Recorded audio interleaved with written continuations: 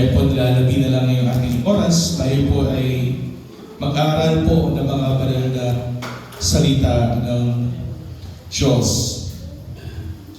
Ngayong gabi po na ito, pag-aaralan po natin ay yung sulat ni Pablo. Kung atin po bubuksan yung Biblia sa Ephesians chapter 1. Ito po yung pag-aaralan natin. Kasi lagi po natin narinig yung Ephesians chapter 2. Punta naman po tayo sa Ephesians chapter 1. Ito po yung pag-aaralan natin ngayong gabi upang mas lalo natin po maintindihan yung mga salita ng Diyos. No? Ito'y mahalaga po dahil wala pong Ephesians chapter 2 kung walang Ephesians chapter 1. No? Sa Ephesians chapter 1, mayroon pong i-explain, mayroon pong sasabihin si Pablo sa mga taga-Epeso tungkol sa Ebanghelyo ni Kristo na isang konsepto na nais ni Pablo na maintindihan ng lahat ng mga Kristiyano. No? Itong konsepto na ito ay tinatawag nating predestination. Na ang lahat ng bagay ay pinlano ng Diyos at ang lahat ng bagay ay itinakda ng Diyos na mangyayari sa lahat ng mga tao sa lahat ng oras. No? Basahin natin kami sa Ephesians chapter 1 at ito po ang sinabi ni Pablo. Si Pablo, apostol ni Kristo Jesus, sa pamamagitan ng kaloob ng Diyos sa mga banal na nasa Epeso at sa mga mananampalataya kay Kristo Jesus. Itong sulat na ito ni Pablo sa mga taga-Epeso ay naka-address kanino? Sa mga Kristiyano lamang na taga-Efeso. No? So, meaning this letter is addressed only to the Christians. So, put that in context na yung mga sinasabi ni Pablo dito ay naka-address sa mga mananampalataya kay Heso Kristo. Makikita mo dyan kapatid na si Pablo daw ay naging apostol ni Heso Kristo sa pamamagitan ng kalooban ng Diyos. Meaning this is the will of God that Paul will be the apostle for the Gentiles, sa mga Hentil. Verse 2. So yung ginawa ang biyaya at ang kapayapaang mula sa Diyos na ating Ama at sa Panginoong Heso Kristo. Ito yung greeting ni Pablo. Nanawa itong, sabi niya, nanawa itong sulat ko sa inyo. Ang biyaya ng Diyos ay ay nananatili sa inyo at gayon din ang kapayapaan niya ay sumasa inyo. Ito yung sinasabi ni Pablo. Ito po yung focus natin ngayong gabi sa verse 3. Ang sabi ni Pablo rito sa pagpapatuloy, purihin nawa ang Diyos at Ama ng ating Panginoong Jesucristo na siyang nagpapala, that is blessing, sa atin kay Kristo. Tayo mga na kay Kristo daw ay pinagpapala ng Ama sa langit ng bawat pagpapalang espiritual sa sangkalangitan. At itong pagpapalang espiritual na ito sa sangkalangitan ay ayon sa pagkapili niya sa atin, sa Kanya, kay Kristo. Pinili tayo ng Ama kay Kristo bago itinatag ang sanlibutan upang tayo'y maging banal. Makita mo dyan yung word, may purpose. May purpose, may layunin ng Diyos kung bakit tayo pinili bago itinatag ang sanlibutan, kung bakit tayo ibinigay kay Kristo na ating Panginoon. Meron siyang layunin. Ang layunin niya yun upang tayong lahat na naking Kristo Jesus ay maging banal at walang dungis sa harapan niya, sa harapan ng Ama sa langit. At ito'y ayon sa pag-ibig. May kita mo dyan yung action ng God sa atin. Ang action ng Diyos sa atin, dahil ang Diyos ay ang Diyos ng pag-ibig, pinili niya tayo bago itinatag ang mundong ito, meaning bago pa tayo nilikha at bago pa nilikha ang mundong ito, alam na ng Diyos kung sino yung mga sa Kanya, yung mga taong ibibigay niya sa Kanyang anak na si Yesu Kristo. Alam na niya lahat ng bagay na yan. Why? When we recollect kung yung pinag-aralan natin sa attributes ni God, God is infinite, right? In His infinity, ano yung nasa Kanya? Omniscience. No? Alam niya lahat ng bagay. When you say omniscience, this is altogether knowledge. No? Alam niya lahat. Papasa past, present, and future. Alam ng Diyos ang that is based on His omniscience. No? Sabi mo nga, if you don't know who God is, then you will never understand the Bible. It all starts with the attributes of God. Kailangan maintindihan mo na natin kung sino ang Diyos. Bakit ito nasasabi ni Pablo? Na pumipili pala ang Diyos bago itinatag ang mundo. Buti alam ng Diyos kung sino pipiliin niya, hindi pa nga tayo nalilikha. Paano niya tayo nakikilala? Let's go back to His attributes. He is the all-knowing God. Bago pa niya nilikha, kilala ka na niya. Nakaplano ka na bago ka pa ilabas sa mundong ito. Lahat ng bagay na yan ay alam na niya. Lahat ng bagay na yan ay hawak niya sa kanyang kamay. Lahat ng nangyayari ngayon at mangyayari bukas ay alam na ng Diyos at nasa kanyang mga kamay. Meaning, nasasabi ni Pablo rito, meaning ang Diyos na ating sinasamba, na siyang pumili sa atin at nagbigay sa atin kay Kristo, ay makapangyarihang Diyos.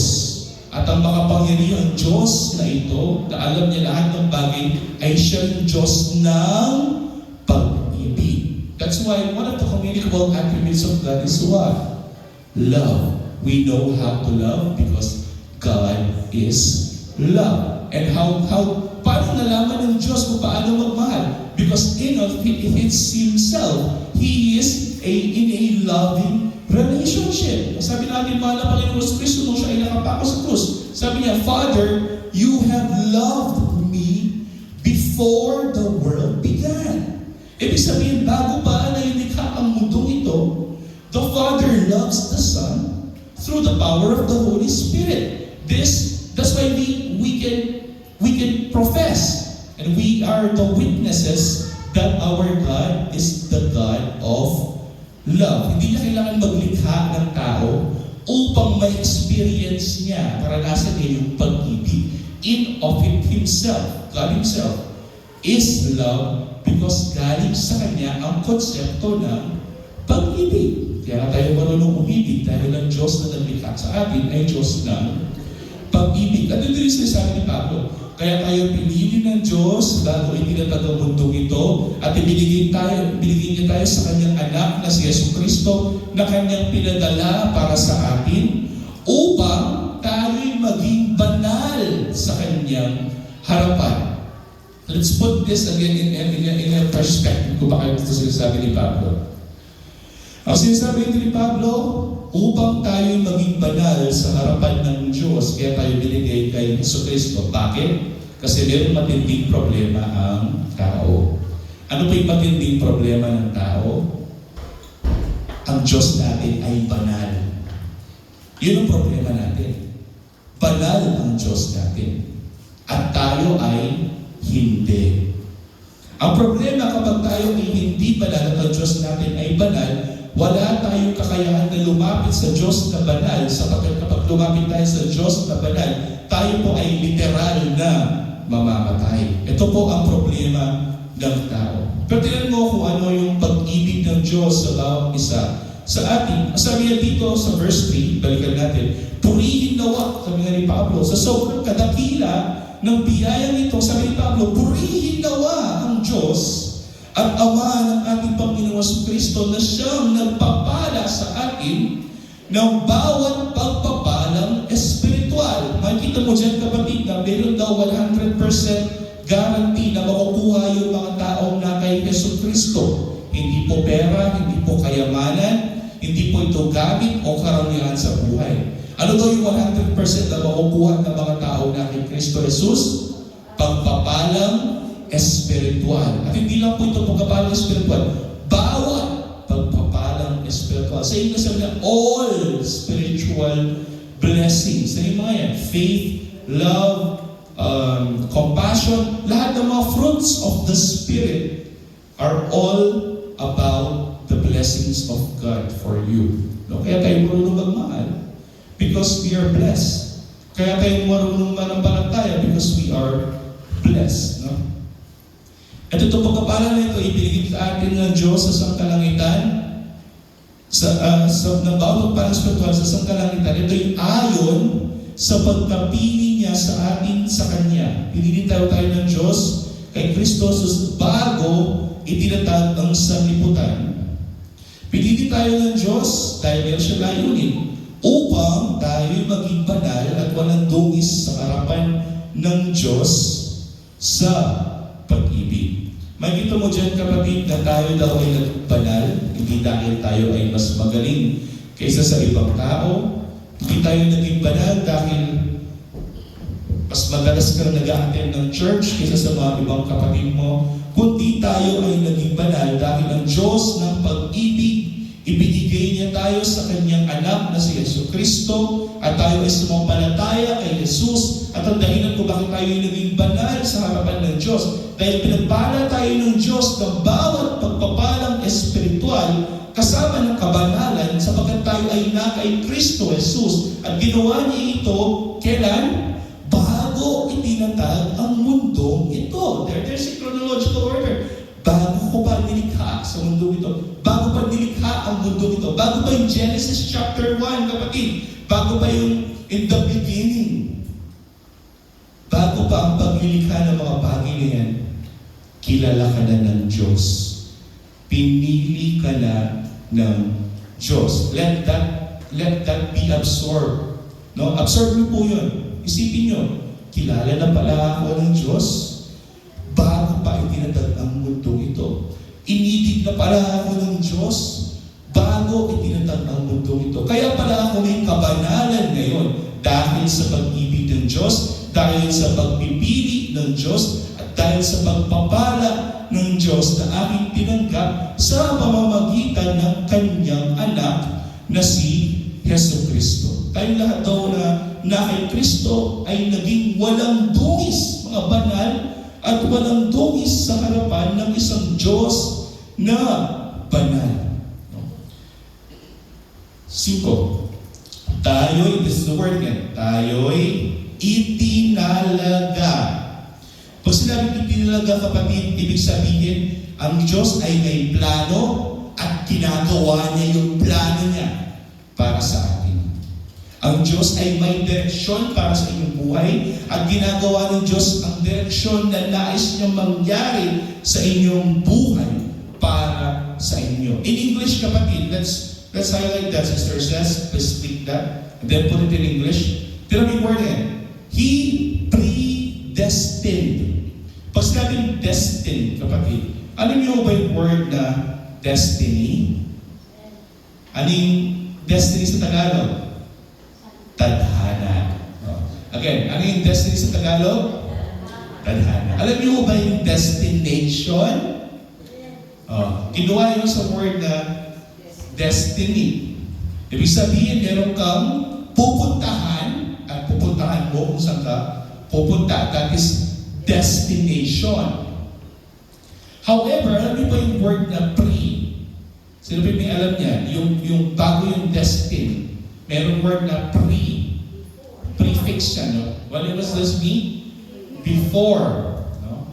Bago yung destinasyon, that is predestined or predestination, bago pa tayo makarating sa pinaroroonan natin, itong mga bagay na ito ay nakaplano na at inilatag na ng Diyos, inihanda na ng Diyos itong mga bagay na ito para sa atin. Ano yung pinlano ng Diyos para sa atin? Ano yung itinalaga ng Diyos para sa atin? Ano yung tinadhana ng Diyos para sa atin? Basahin natin sa Tagalog, Ephesians chapter 1, verse 5. Tayo'y itinalaga sa pagkukupkop. Pag sinabi ng pagkukupkop, kapag in English, that is adoption. Meaning, hindi ka talaga parte ng isang pamilya, pero dahil iniibig ka nung pamilya na iyon, ang ginawa ng pamilya na iyon, ikaw ay kanyang winelcome, kinupkop sa kanyang pamilya. Adoption yung tawag dyan. Pagkukupkop. Tayo mga tao, kapatid, ay likas na rebelde sa Diyos. Tayo mga makasalanan. So hindi tayo karapat-dapat sa sambahayan ng Diyos. Pero despite that, dahil itinalaga niya tayo para kupkupin, dahil pinalo niya lahat ng mga bagay nito, dahil pinili ka niya, bago itinatagang mundo ito, upay ko'y kupkupin, ito ay nangyayari sa buhay natin dahil daw sa pagtatalaga ng Diyos. Ito yung dahilan. Ang dahilan pala kung bakit kayo nandito, kung bakit tayo na kay Kristo Jesus, dahil ang Diyos pala yung may gawa niyan. Ang Diyos pala yung may plano niyan. Hindi po pinlano ni Pastor yan. Hindi ko po pinlano yan. That is not coincidence. Ano yung may coincidence? Yung nangyari, kahit hindi nyo alam, hindi nyo pinlano nangyari, coincidence yung tawag dyan eh. Biglaan lang. Pero what is predestination? Bago pa mangyari, bago pa makarating sa iyong destination, alam mo na, alam na ng Diyos kung saan ka pupunta. Alam na ng Diyos kung sino ang makikita mo, kung sino kung anong gagawin mo, kung ano yung magiging ikaw. Alam na ng Diyos kung ano yung destination mo. Alam na ng Diyos kung sino ka. At sinabi na dito, tayo ay itinalaga niya, ibig sabihin, pinlano niya ito, sa pagkukupkop upang maging kanyang mga anak. Again, ginawa daw niya ito, na pinlano niya, na pinili niya tayo kay Jesus na maging banal, dinalaga niya ito, bago pa itinatag ang mundong ito, upang tayo kanyang kupkupin, upang maging mga anak ng Diyos. Makita mo dyan, kapatid, kaya pala tayo kinupkop upang tayo maging parte ng kanyang sambahayan, upang tayo maging parte ng kanyang pamilya, upang tayo kanyang maging mga anak. Pero mayroong tulay para mangyari yun. Mayroong catalyst para mangyari yun. Hindi siya sino, yun yung tanong. Sino kaya yung magiging tulay upang ang taong makasalanan ay kupkupin ng isang banal na Diyos at maging kanyang parte ng kanyang pamilya at magkaroon ng karapatan na maging anak ng Diyos. Sino daw yan? Basahin natin. Tayo itinalaga sa pagkupkop upang maging kanyang mga anak sa pamamagitan ng ating mahal na Panginoong Jesucristo. So ito yung Ama, at nandito ka. Ang Ama ay banal, ikaw ay hindi. Pero meron daw tayong tagapamagitan, meron nasa gitna natin na siyang ating magiging tulay upang ang taong makasalanan ay magkaroon ng access o destinasyon patungo sa isang banal na Diyos. Sino po daw yun?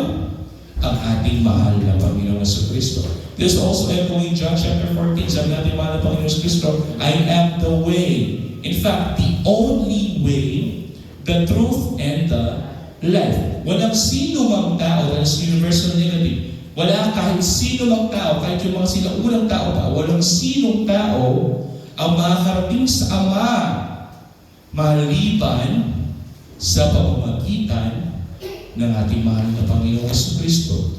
This is echoed by Paul on verse 5. Tayo dinalaga sa pagkukop upang maging kanyang mga anak. Tayo naging mga anak ng Diyos dahil sa ating mahal na Panginoong Jesucristo. No? At ito daw ay ayon sa, tingnan mo dyan, attribute of God, kabutihan, that's the goodness ng kaniyang kalooban. May kita mo dyan yung word, kapatid, let's put it into a perspective. Tayo daw ay kinupkop ng Diyos sa pamamagitan ng kanyang anak na si Jesucristo. At tayo daw ay kinupkop ayon ba sa kalooban natin dahil pinili natin ng Diyos?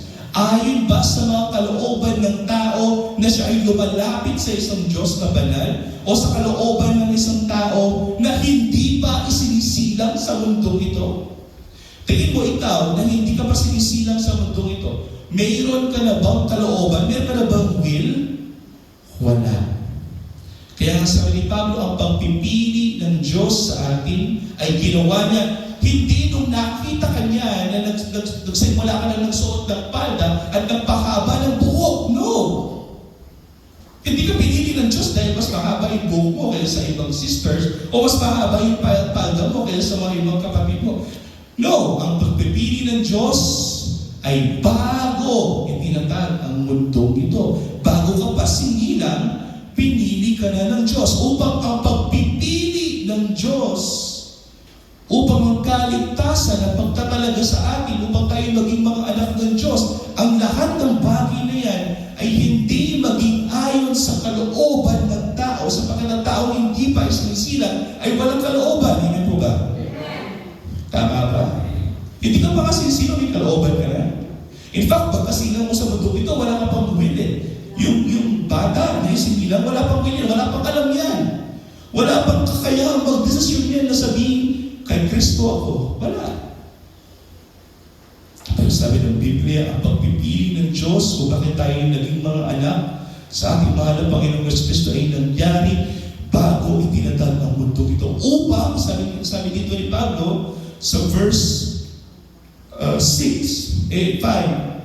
upang ito'y ayon sa kabutihan ng kanyang kalooban.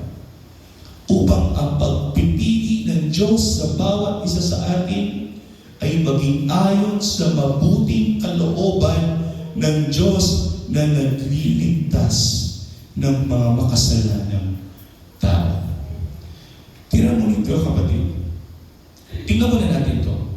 Hindi ba lahat tayo dito ay nagdesisyon na sundin at paglingkuran ng ating mahal na Panginoong Kristo? Ayan po ba?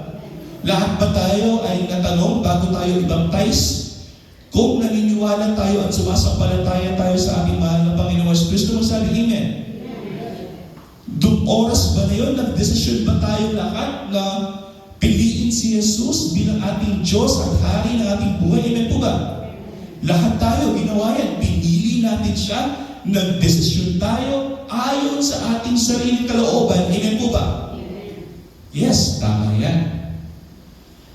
Pero ang pagpipili natin kay Jesus ay reaksyon ng mas naunang aksyon na nangyari noong unang panahon, nung wala pang panahon, nung bago pa itinatag ang mundo ito. At ano yung aksyon na yun?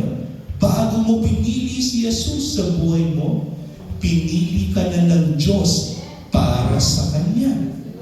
Kung iisipin mo yan, kapatid, I have decided to follow Jesus, right? And no turning back. Why is it that there is no turning back? This is it. Kasi ang sabi ng Biblia, kung tuloy kang pinili ng Diyos, you will never turn your back from God. Sabi ng ating pastor ng Sunday, tayo may unang pag-ibig sa Diyos. Amen po ba? Yung unang pag-ibig sa Diyos ay wala nang magkasintahan. May pa-holding hands pa, pa-sweet pa sila. Nandun pa yung apoy, naglalagablab na passion, na paglingkuran ng isa't isa. Diba? Yun yung unang pag-ibig sa Diyos. Pero hindi natatapos doon ang pag-ibig ng Diyos. Remember, ang tao ay may limitasyon. Yes. Ngayon, mahal ka niya, bukas hindi na. Amen po ba? O mayroong iba naman na hindi ka niya mahal ngayon. Sabi ng isa, bukas na lang kita mamahalin. Bakit? Dahil ang tao ay may limitasyon. Pero ang Diyos na walang limitasyon. Ang Diyos na eternal. Kapag minahal ka niya, bago itinatag ang mundong ito, tingin mo ba, kakalimutan ka na niya kapag ikaw ay nasa suliranin, kapag ikaw ay nasa problema, kapag ikaw ay nasa pagsubok, kapag ikaw ay nasa kasalanan? Of course not. Kaya nga sabi ng Biblia, we are predestined to be conformed to the image of our Lord Jesus Christ. Bakit? Kasi pinlano ng Diyos ang lahat ng ito at ito'y ayon sa kanyang mabuting kalooban. Ngayon naintindihan natin. Kaya pala ako nandito.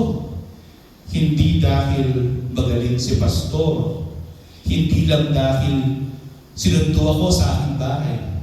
Hindi lang dahil nagbihis ako upang nagdesisyon ako upang maglingkod at magpuri sa Diyos ngayong gabi na ito. Oo, ginawa natin yung mga bagay na yan. Oo, ginanap ni Pastor yung kanyang tungkulin. Oo, ginanap ni Brother Arnold at ni Brother Omar at ni Brother Roger yung kanyang tungkulin. Yes! Pero ginanap nila yan sa ilalim ng mga kamay at pagpaplano ng Diyos na bago itinatag ang mundo nito, pinili pa na niya. Ngayon, mag-iiba na yung perception mo, mag-iiba na yung worldview mo. Kaya pala ako naglilingkod sa Diyos kasi siya pala yung nag-guide sa akin, gumagabay sa akin, upang ako ay maglingkod sa Kanya. Bakit ito ginagawa ng Diyos? Sapagkat inihanda na ng Diyos itong ating pamumuhay na ito na tayo maglilingkod sa Kanya, na mayroong pag-ibig, na mayroong pagsamba sa isang Diyos na nagligtas sa atin, upang sa pagdating ng panahon, ito yung ma-realize natin, magawa natin. Ano yan? Sa verse 6. Para sa ikapupuri ng Kanyang maluwalhating biyaya. Tingnan mo kung paano ginawa ni Pablo yung pagkakasunod-sunod niya, yung chronological order niya. Ano yung sinabi niya sa inyo? Pinili kayo ng Diyos. Kailan ba kayo pinili ng Diyos?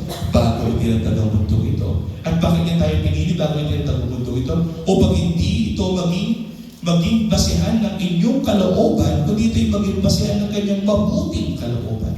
At ito, pagpipili ng Diyos na ito ay pagtatalaga rin naman sa atin upang tayo kanyang kupkupin bilang kanyang mga anak sa pamamagitan nino ng ating mahal na Panginoong Jesucristo, na siya ang magiging tulay natin patungo sa isang Diyos na banal, upang ang bawat isa na kay Kristo Jesus ay tumanggap ng pagpapala. Ano yung pagpapala na? Pagpapalang pera, physical, material ba? O kahit anumang karangyaan sa buhay nito? No. Ito ay bawat pagpapalang espiritual. Pananampalataya, paglilingkod, pagsamba, pagiging tapat, pagiging mabuti, yung mga attributes ni God na nasa atin, yan lahat ay pagpapalang espiritual na ibinigay ng Diyos sa atin upang tayo maging katulad ng kabanalan ng Kanyang anak na si Jesucristo. Itong mga ginawang ito, itong mga gawang ito, ay gawa ba ng tao?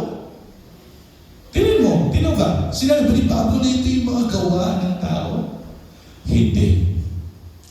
Ang sinabi ni Pablo, purihin nawa ang Diyos at Ama ng ating mahal na Panginoon Jesucristo, na siyang gumawa lahat ng mga bagay na ito para sa atin, ayon sa Kanyang mabuting kalooban. At kung naiintindihan namin ito, kapatid, na ang taong hindi pa isinisilang ay wala pang nagagawa, ay po ba? Ang taong hindi pa isinisilang ay wala pang kalooban, ay po ba? Pero despite that, bago pa isinilang sa mundong ito ay ligtas na.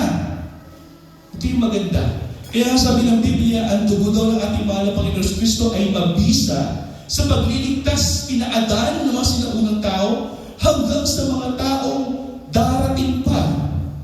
Itong dugo na ito ay mabisa sapagkat isa lamang ang tulay patungo sa Ama. Sino yan? Ang ating mahal na Panginoon Jesucristo. That's John chapter 49, the way, the truth, and the life. At bakit ito ginawa ng Diyos lahat para sa atin? Anyway, bago yun. Ano yung tawag sa pabor na binibigay ng Diyos sa mga taong makasalanan kahit hindi sila karapat-dapat? Biyaya. Very good. Kapag ginawan ka ng Diyos ng pabor kahit hindi ka karapat-dapat, God is showing you grace. God is showing you mercy. Amen po ba? So, ang lahat ng ginawa ng Diyos na ito ay biyaya. Amen po ba? Kaya sabi ni Pablo rito sa verse 6, ginawa daw lahat ng Diyos sa mga bagay na iyan para sa ikapupuri ng Kanyang maluwalhating biyaya. At ano ito? Na ipinagkaloob niya itong biyaya na ito ng walang bayad sa pamamagitan. Diyan naman yung word niya. Through sa pamamagitan ng minamahal. Ladies and gentlemen, yung minamahal na dyan, the beloved himself, the one that is the babe in the heavens. Pag kinakanta natin yun, yung He is the babe of the heavens. Ang minamahal, the beloved. It is our Lord Jesus Christ. Makikita mo dyan, kapatid, na sinasabi ni Pablo rito, na ginawa daw ito ng Diyos sa ating buhay upang purihin natin siya. Purihin natin ang mga ang bayaan ito na ibinigay sa Kanya, na pinagkaloob na niya sa atin na walang bayan.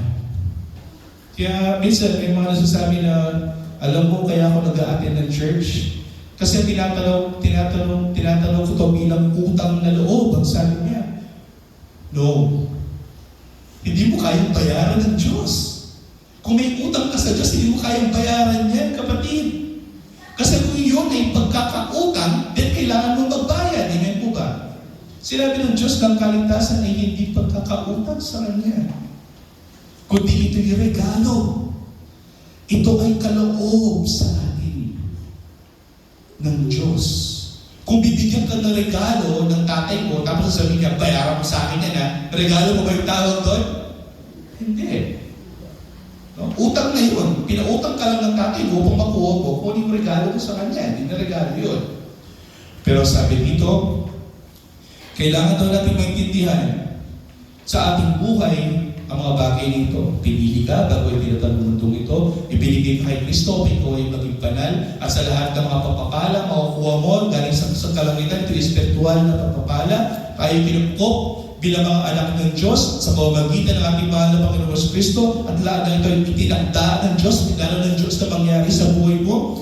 Bago itinatag ng mundong ito, ginawa na ng Diyos lahat ito. May konsepto ng Diyos. Ginagawa na lang ng Diyos ang kanyang mga plano hanggang sa mga araw nito, sa mga araw pa darating, upang, kung naintindihan mo ito, upang, kaya pala ako na kay Kristo, kasi pala ang Diyos pala ang gumawa ng lahat ng bagay na ito. Kaya pala ako nandito ngayon sa church at sumasampalataya kay Yesu Kristo, kasi pinlano niya pala itong lahat ng mga bagay ito. Kaya pala ako nandito ngayon sa church, 7:52 ng gabi, nakaupo at nakikinig ng mga salita ng Diyos dahil ang gabi nito ay pinlano pala ng Diyos para sa akin na aking gagawin. At kung naiintindihan mo ito sa iyong buhay, kapatid, sabi ni Pablo sa verse 6, ginawa ito ng Diyos para sa ikapupuri ng kanyang maluwalhating biyaya na ipinagkaloob niya ng walang bayad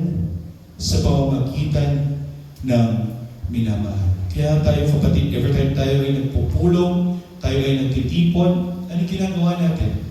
Pinupuri natin, sinasamba natin ang maluwalhating biyaya ng Diyos sa buhay natin. Na bagaman tayo hindi karapat-dapat, na bagaman tayo hindi pa isnisilang, na bagaman tayong mga taong makasalanan. Kilala niyo ang inyong sarili, amen po ba? Kilala ko ang sarili. At sa tingin ninyo ba, hindi ka makasalanan? Sino dito ang magsasabing hindi siya makasalanan? Wala. Kilala natin ang ating sarili at hindi tayo pwede maging hipokrito sa ating sarili. Amen po. Lahat tayo yung mga makasalanan.